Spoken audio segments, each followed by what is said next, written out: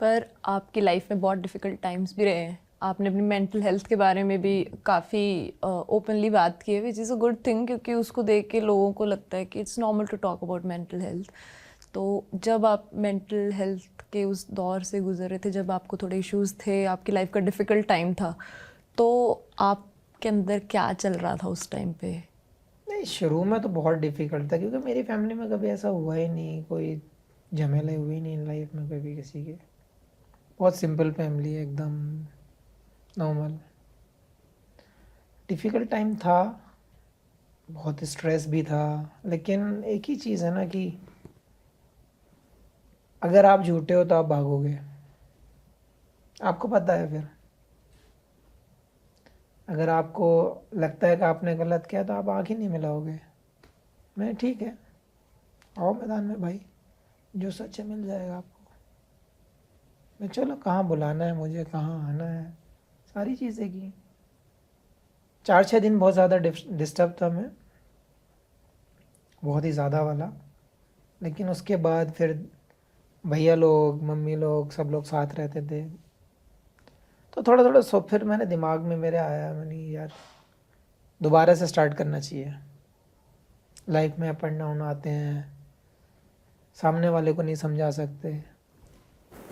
चीज़ें जब सीधी करनी जाओ तो उल्टी हो जाती हैं कभी कभी। तो मैंने यार लाइफ में, मेरी लाइफ में तो कुछ ऐसा हुआ नहीं है कि लोग खून करके भाग गए या फिर ऐसा कुछ हो गया या किसी को मार डाला। ऐसा तो मैंने कुछ किया ही नहीं है भाई किसी के साथ। मुझ पे तो इल्ज़ाम लगाए हैं, वो भी झूठे हैं, तो मैं क्यों रुकूं अपने आप में।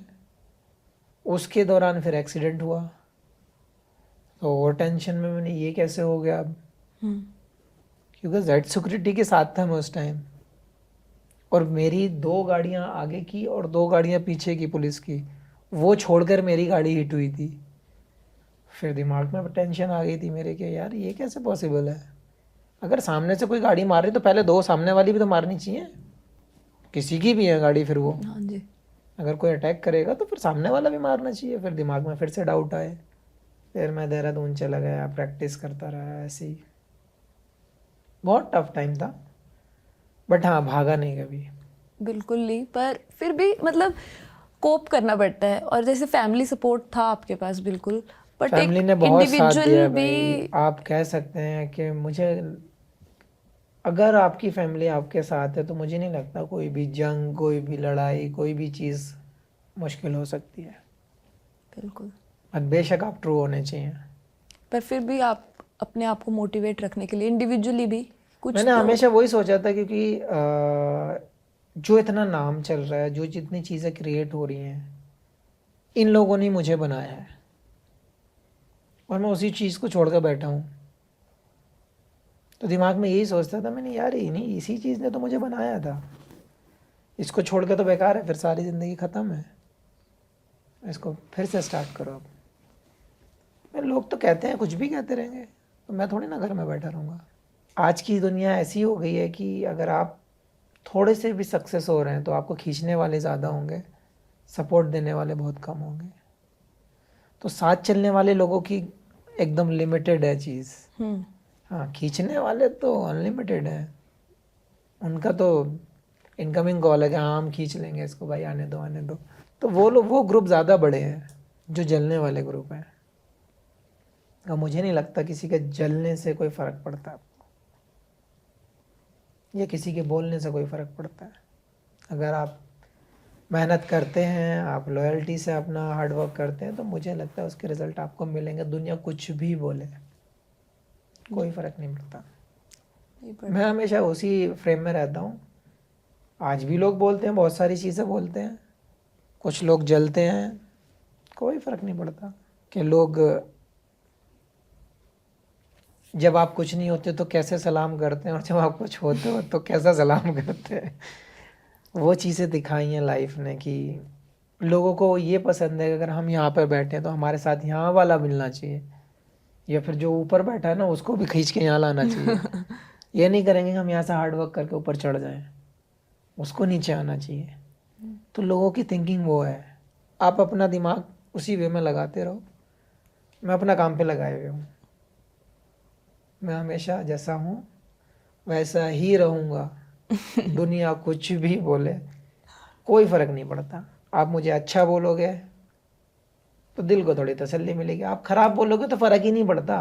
पता है दुनिया ऐसी है। बिल्कुल, आप जैसे हो वैसे ही रहो, वही पसंद है सबको, वही बेस्ट है। उसके अलावा लोग तो कुछ ना कुछ बोलते ही रहते हैं, अपने लोग साथ होने चाहिए बस जितने भी मुझे हैं। वही है, आपकी फैमिली, आपके दोस्त, दोस्त भी ऐसे होने चाहिए जो आपको अंडरस्टैंड करते हैं या आप उनको अंडरस्टैंड करते हो। वो बहुत ज़रूरी है लाइफ में एक पार्ट, क्योंकि कुछ लोग साथ में रहकर भी आपके नहीं होते हैं। बिल्कुल। तो उन लोगों से थोड़ा दूरी बनाओ, उनसे थोड़ा सा आप अपने साथ वालों को समझने की कोशिश करो, बेसिकली ये है। आपके कौन से दोस्त हैं ऐसे, एक दो कोई भी? मेरी यार फैमिली ज़्यादा, एक्चुअल में मेरी जो, अब दोस्त समझ लो, फैमिली समझ लो, पार्टनर्स समझ लो, कुछ भी समझ लो, वो फैमिली और बच्चे ही हैं मेरे। और जो मेरे पुराने दोस्त हैं मैं हमेशा उनसे मिलता हूँ। जो अभी विलेज वाले लोग हैं, इवन जो पापा के जानने वाले लोग थे, मैं आज भी उनसे मिलता हूँ विलेज जाकर। तो मुझे अच्छा लगता है कि 4-6 दिन मिले हैं, फैमिली को साथ लेकर कहीं हिल्स पे चला जाऊँ, सी साइड चला जाऊँ। हमेशा फैमिली में टाइम स्पेंड करता हूँ ऐसे ही। मुझे वो सब अकेले मुझे घूमना वूमना ज़्यादा पसंद नहीं। अपनों के साथ मजा आता है। आपका टैलेंट तो भरपूर है। वर्ल्ड कप में देखो आपने, बेचारे बैटर्स वो सोचते ही रह जाते हैं कि कौन सी बॉल आनी है, उनको समझ नहीं आ रहा आप क्या कर रहे हो कल उनके की साथ। स्टोरी नहीं देखी शायद देख आपने? ली देख ली है, आती हूँ मैं उस पे भी। पर आप कुछ अलग कर रहे हो क्या, जो किसी को नहीं समझ में आ रहा? क्या कर रहे हो आप? ये मतलब मैजिक ही हो रहा है ये तो। यार मैजिक क्या, मैं अपने हमेशा कोशिश यही करता हूँ कि जो मेरा स्किल है, जो मेरी एबिलिटी है, मैं उसको एग्जीक्यूट करने को देखता हूँ हमेशा। सब्र का फल, मेहनत का फल, या कुछ भी कह लो, लक कह लो, आप कुछ भी बोल सकते हो। आप ऐसा ऐसा नहीं है कि कुछ भी कह सकते हैं, बट एक फ्रेम में रहना, फोकस्ड रहना और हार्ड वर्क करना और उसके बाद एग्जीक्यूट करना। बोलने में बहुत आसान है ये चीज़, बिल्कुल।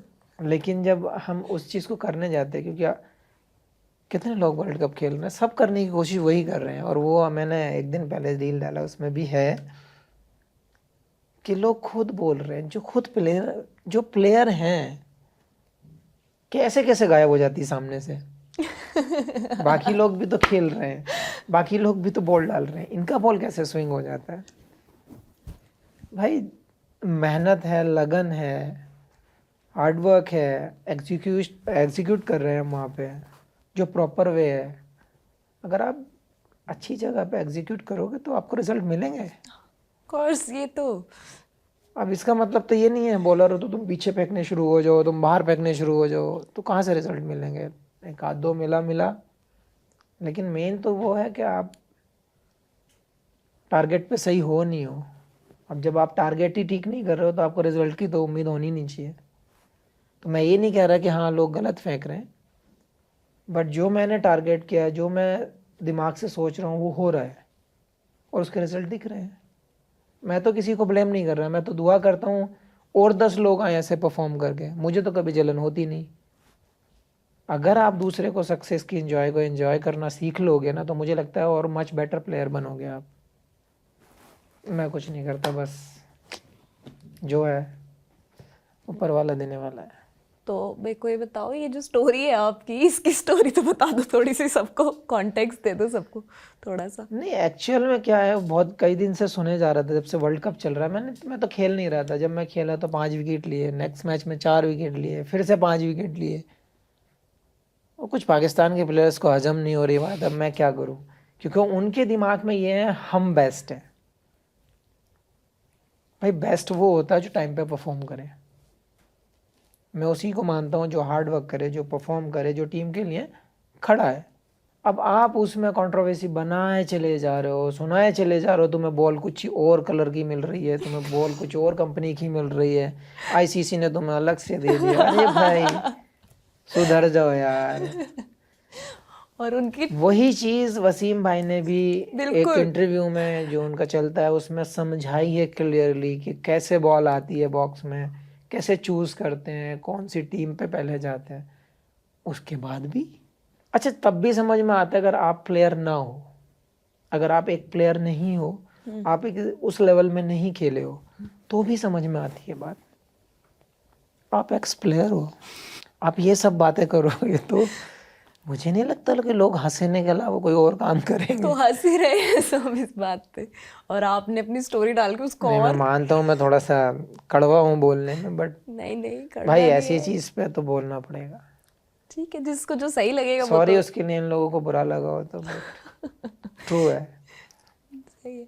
मुझे लगता है आपको एक बार सबको सिखा ही देना चाहिए, बॉल पड़ी है पीछे, कि आपकी टेक्निक क्या है, जरा मुझे यार ये सीम कैसे टेक्निक ना पकड़ते हो आप, मेरे को बहुत सिखा दो, चलो बहुत उनको मत कीमती है सिखाओ। ये टेक्निक, बहुत ही।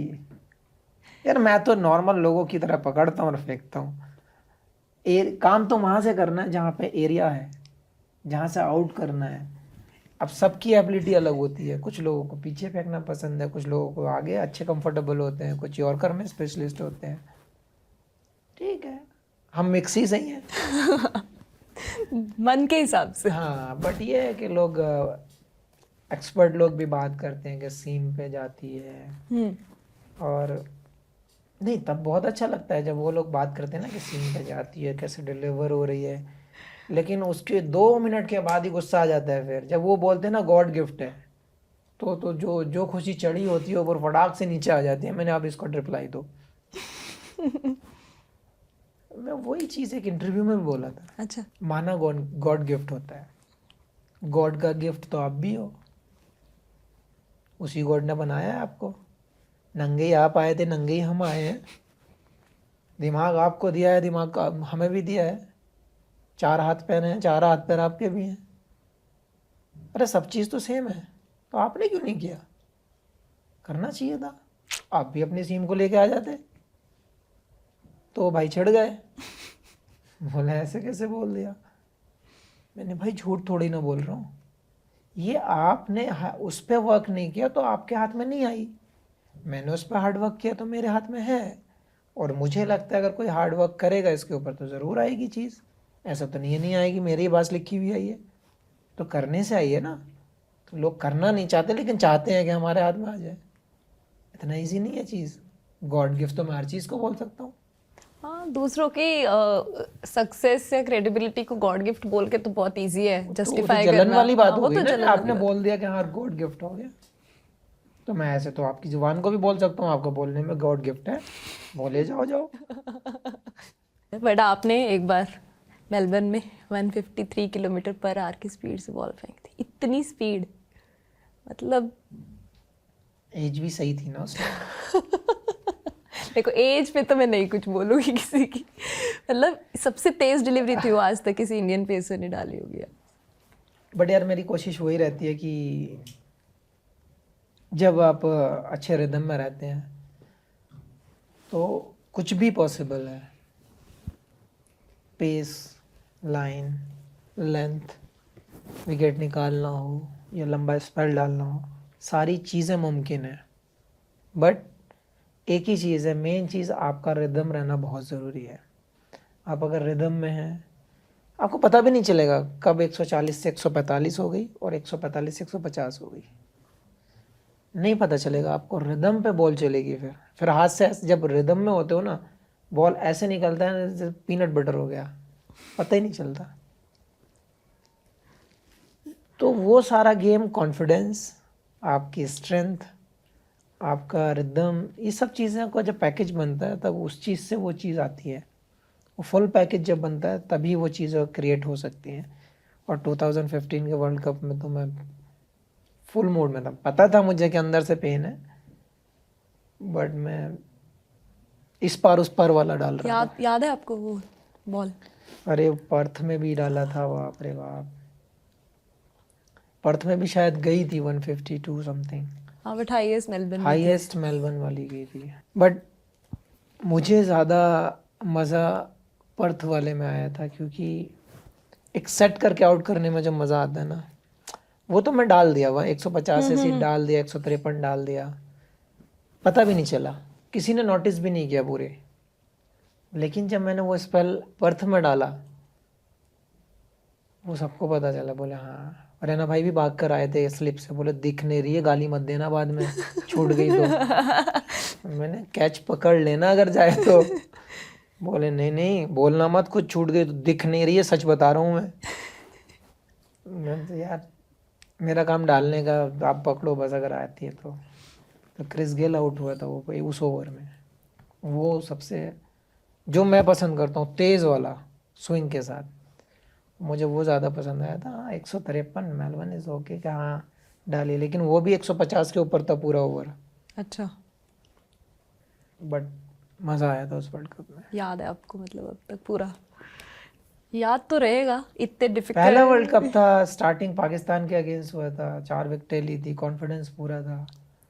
तो इमेजिन करो यार 20,000 की कैपेसिटी की एक टाउन एरिया है और वहाँ पे 1.25 लाख लोग पहुँच जाए, वो भूल ही नहीं सकता आदमी। रोड पे सो रहे थे लोग स्ट्रीट में। मैच से एक दिन पहले जो रात थी, जैसे कल मैच है और आज की जो रात होगी, 1 लाख लोग थे सिटी के अंदर, क्योंकि सुबह से तो हंगामा शुरू था। ढोल बज रहे हैं, रेस्टोरेंट में 200-200 मीटर 300-300 मीटर लंबी लाइनें लगी हुई हैं। वहाँ तो सब लोग पागल हो गए थे, लोकल वाले तो बोले भाई आज तक इतनी यहाँ पब्लिक नहीं देखी हमने। इतने लोग तो हमने देखे ही नहीं, कहते हम तो बहुत देखते ही भाई नहीं, हमारे हमें नॉर्मल है, हाँ नहीं, हमें ना दिखे तो हमें टेंशन हमारे होती है, कहाँ इंडिया में चले तो गए सारे। नॉर्मल है भाई। और ढोल तमाशे तो हर गली गली मोहल्ले में मिल जाते हैं हमें। हाँ हमारे लिए तो कहते नॉर्मल है, ये तुम्हारे लिए नया है, हम लेके आए हैं ये तुम्हारे बहुत लिए। हंसा इस बात को सुन के। बोले भाई ये तो नॉर्मल है।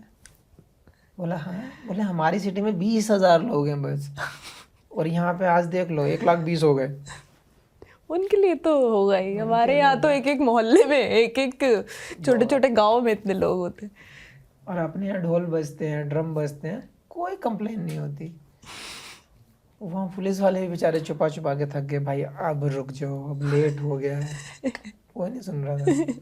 कहते आज करने दो, बाकी हम नहीं, वापस मैं जाके निकला, करेंगे। रात को निकला था डिनर पे दोस्तों के साथ, तो मैंने देखा, मैंने बाप रे बाप।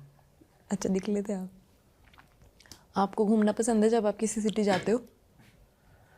आ, थोड़ा सा मूडी और फूडी वाला सीन है। नॉनवेज ज़्यादा पसंद है तो सर्च करता हूँ जगहों पे कहाँ अच्छा मिलेगा। दोस्त होते हैं तभी निकलता हूँ, वरना नहीं जाता। फूडी आपने बोला, फूडी हो आप, आपके एक फूड के किस्से तो बहुत फेमस है, वो है बिरयानी। मैंने सुना है आज आपने यहाँ की भी बिरयानी मंगाई। यार बिरयानी, मेरा कहने का मतलब ये है, लोगों ने बिरयानी के नाम से फेमस कर दिया है, मैं मानता हूँ। जब मैं केकेआर में था खाता था मैं, अरसलान की बिरयानी कौन छोड़ेगा यार। तो पास में ही था, आईटीसी रुकते थे हम लोग। अरसलान वाला जो बंदा था वो दोस्त था, तो कोई इशू था ही नहीं, वो बिना पूछे भेज देता था। अब बिरयानी आ गई तो आदमी टेस्ट तो कर ही लेता है। टेस्ट अब टेस्ट क्या होता था, 4-5 लड़कों का ग्रुप था हमारा, डोमेस्टिक वालों का। जैसे ही खाना आता था हमने ग्रुप बना लिया था, जहाँ उसने खाना भेजा मैंने ग्रुप में डाल दिया, और वो सब मेरे रूम पे आते थे, फूड खाते थे और बाहर रख देते थे। मेरे सारी बदनामी मेरे सर पे। मैंने यार क्या है ये, कह रहे रोज बिरयानी खाता, कह रहे तेरे बात बिरयानी रखी थी। अब खाओ ना खाओ, नाम तो भेड़िया गई है। सही बात है, प्लेट दूसरे के रूम के बाहर रखनी चाहिए, प्लेट से बड़ा जज कर लेते हैं लोग रूम। आप अब समझ गया मैं मामला कैसे करना है। तो मैं उससे बोला, मैंने यार तुम्हें कैसे पता चलता है? अरे प्लेट बाहर रखी थी ना, वो डब्बा अरसलान का रखा था। सब यही जज करते हैं, प्लेटों से गिनते हैं लोग भाई। तो खाता था, ऐसा नहीं था नहीं खाता था, बिरयानी आज भी खाता हूँ। बट 2015 से पहले सिस्टम का नहीं पता था। फिर वही विलेज से आए थे हम, जिम के उतना टेक्निकली हमें नॉलेज नहीं था। जब इंजर्ड हुए, चीज़ें सीखने को मिली, अच्छे कल्चर्स में जाने को मिला, तब चीज़ें आदमी लर्न करता है। अब आप हो गए फिटनेस को अपने प्रायोरिटी बना लिया है, तो अभी भी बिरयानी छूट, जैसे एक बंदे की चीज होती है ना, रात जैसे भी खाए ना। रात टीम डिनर था, उन्होंने नली नहीं आ रही बिरयानी, तो टेस्ट करने में क्या जाता है। बिल्कुल नहीं, जीना इसी का नाम है। अच्छा हम स्टार्ट हुए हम सुशी से। पसंद है आपको सुशी? हाँ सुशी से स्टार्ट हुए। अब जैसे जैसे ऐसे काउंटर पे घूमते गए ना, लास्ट में जब देखा नली नहीं आ रही, बिरयानी उधर रखी है, 2-3 की प्लेट में भी देखा मैंने, यार जालिम लोग क्या कर रहे हो तुम लोग। जो बंदा लेकर आया था, शेफ जो बनाता है, वो पर्सनली खुद आया, सर आपके लिए बिरयानी बनाई। अब शेफ को कैसे मना कर नहीं सकते नहीं, अब हैं? कुछ देर तो मैंने दिमाग को ठंडा रखा, मैंने नहीं खानी यार, छोड़ना, नली निहारी खाएंगे ये वो। अब मैं जब खाने के लिए बैठा तो बोले मैं बना के लाता हूँ। मैंने हाँ तुम बना के लाओ, मैं रोटी से खाता हूँ। प्लान ये था कि आज तंदूरी रोटी खाएंगे। एक रोटी पूरी नहीं खाई थी, उसने बिरयानी साइड में रख दी था। मैंने भाई अब तो टेस्ट होगा ये, खाई बिरयानी। नॉन वेज वेज से कोई मतलब ऐसा नहीं है। अगर हाँ 2015 से अब अगर कोई मुझसे कहता है, उससे पहले अगर मुझसे कहता है ना वेज खाना है, तो मैं घर में भी खाना नहीं खाता था। घर वालों ने बोला ना कि आज दाल खिचड़ी या दाल चावल या कोई वेजिटेबल वैसा बना है, मैंने अपना खुद देख लो, मैं जा रहा हूँ होटल पे खा लूँगा। मैं रेस्टोरेंट काफ़ी सारे थे हाईवे पे, मैं खा लूँगा, तो टेंशन ना लो। और वरना घर मम्मी को फ़ोन करता था क्या बना है, मम्मी ने अगर कुछ सब्जी बता दी, मैं खा के आऊँगा, टेंशन ना लो। टिंडे बने टिंडे। अरे बहुत बहुत, मैं नॉन वेज का तो हार्ड कोर वाला हूँ। पर कोई अब फर्क नहीं पड़ता। अभी 2015 के बाद थोड़ा नहीं नॉन वेज है, पर फिटनेस पर लिमिट। लेकिन जो ब्रेकफास्ट लंच स्नैक्स और जो डिनर था उसको सबको कट डाउन करके सीधा डिनर है। अब एक चाय चाहिए सुबह को, उसके साथ थोड़ा सा कुछ भी, या तो बिस्किट मिल जाए, कुछ कोई भी चीज़ कॉम्बिनेशन के लिए मिल जाए, बस सीधा डिनर। सीधा डिनर। डिनर में फिर तुम कुछ भी खाओ, हाँ ठीक है, इतना तो फर्क ही नहीं पड़ेगा कैलोरीज आपको। चाहिए भी इतनी, उसके बाद स्ट्रेंथ के लिए आपको खाना ही पड़ेगा। अब अच्छा खाता हूँ, अच्छा सोता हूँ आराम से। फिटनेस के लिए क्या करते हो आप? क्या है आपका, इस जो आपने टूर्नामेंट में तबाही मचाई है, इससे पहले आपको कोई पर्टिकुलर फिटनेस रिजीम था? नहीं फिटनेस, अपना फिटनेस तो मैंने फार्म पे बना रखा है, पूरा ग्राउंड पूल जिम, 2 पार्क बनाए रनिंग के लिए, सारा सेटअप कर रहा है। खेत के लिए, खेत में रनिंग करने के लिए, पेस्ट में रनिंग करने के लिए सारे प्लेसेस बनाई हैं मैंने, जो बहुत हेल्प किया है। जो मुझे नहीं लगता कोई करता है ऐसा, कोई ओल्ड स्कूल वाला सीन, तो उससे बहुत हेल्प हुआ है। क्योंकि मोस्टली क्या होता है कि जब हम यहाँ से टीम से बाहर जाते हैं, जब वेकेशन में जाते हैं, जब सीरीज़ ख़त्म होती है, जब हम घर पे वापस जाते हैं, तो लोगों को क्या होता है, स्विच ऑफ हो जाता है उस टाइम, कि फैमिली को टाइम देना, थोड़ा दोस्तों में रहना, गेम से थोड़ा आउट हो जाते हैं। मेरा उल्टा है, मैं जब जाता हूँ सब लोग इकट्ठे हो जाते हैं, चलो प्रैक्टिस करेंगे, जितने भी साथ वाले हैं। कोच खुद आ जाते हैं, बोले आओ उधर ही प्रैक्टिस करेंगे। तो अब ना करने में भी प्रैक्टिस 2-4 घंटे तो हो ही जाएगी, जब सब लोग कर रहे हैं तो। कुछ नहीं होगा तो बैटिंग तो पक्की हो ही जाएगी। मैंने कल ऑफ है, अरे आप मत करना, आप खड़े रहना, हम करेंगे, कोई ऑफ नहीं है जब तक आप यहाँ हो। क्योंकि उनको पता है वैसी विकेट नहीं मिलने वाली प्रैक्टिस के लिए कहीं, तो वो इम्पोर्टेंट है उन लोगों को। तो लड़के लोग जो रणजी ट्रॉफी खेले हैं, जो 23 खेले हैं, 18 17 19 जो खेले होते हैं, वो सब लड़के आते हैं वहाँ पे। जो करंट में प्लेयर आईपीएल खेल रहे हैं, जो इंडिया खेल रहे हैं, बीच बीच में आते रहते हैं सब। मैंने वेलकम है भाई, एनी टाइम, कोई मना नहीं।